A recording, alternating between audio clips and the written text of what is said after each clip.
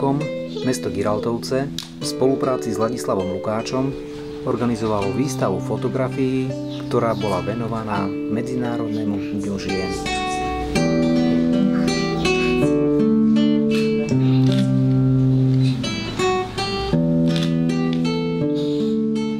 Prešiel rok a v týchto dňoch v priestoroch mesta máme príležitosť znova navštíviť fotografickú výstavu Ladislava Lukáča a ďalších absolventov Univerzity 3. veku v Prešove v odbore fotografia.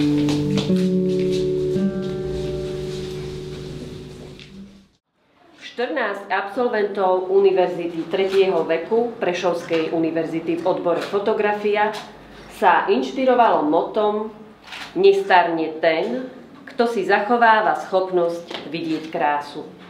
Ešte menej starne ten, kto dokáže krásu nielen vidieť, ale aj vytvárať. Autori fotografií si spolu s našim mestom pre vás pripravili nádherne zachytené momenty v podobe fotografií. Nie je to len výstava moja, ako Miška hovorila, je nás 14 absolventov Univerzity 3. veku v Prešove. A toto sú spomínaní niektorí bývalí študenti a autori výstavy. Môžu tu ostať. To je ten výklet, lebo to boli páni študenti. A moja otázka je asi takáto. Poznáte takéto niečo? To nie je stranická kniha. Ja som si z doma hľadal. Nie. To je index. Fotkou. Čiže my sme mali to právo a ten majestát ho nielen vlastniť, ale aj využívať. Žiť to je schopnosť vnímať vo všednosti krásu. Dokiaľ môžeš, musíš žiť. My žijeme. My žijeme plnohodnotným životom. My sa stretávame. My tvoríme.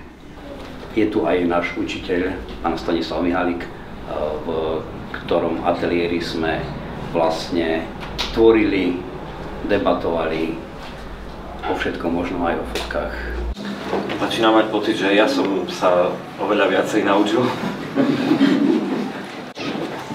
A veľmi pekne ďakujem, že ste ma držali v strehu celý čas. A fakt ste ma posunuli vo videní sveta, myslím, že veľmi dobrým smerom. Zmenilo to aj mňa, nielen vás, ako vravíš. Čiže prínos bol oboj strany. Ešte zo pár spoločných záberov a môžeme obdivovať krásne fotografie.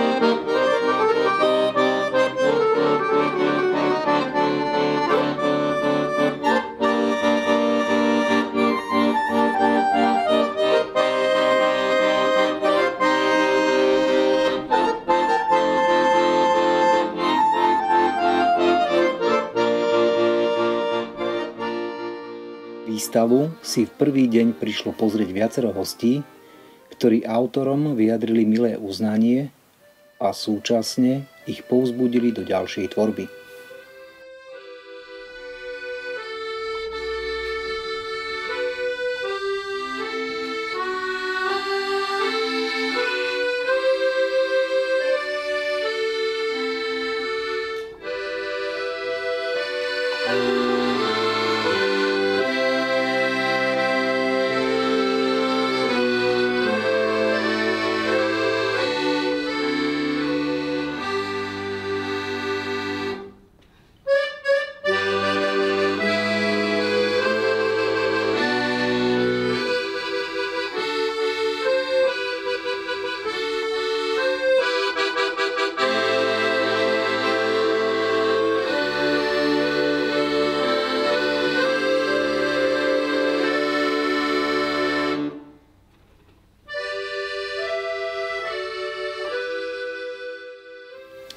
A na záver, verím, že v mene všetkých ešte krátke poďakovanie. Naozaj veľká vďaka, ja som povedal, že keď sa dá dokopy také dobré srdce a talent, tak sa podarí úžasné dielo. Do budúcich rokov ešte tisícky a tisícky fotografií prajem.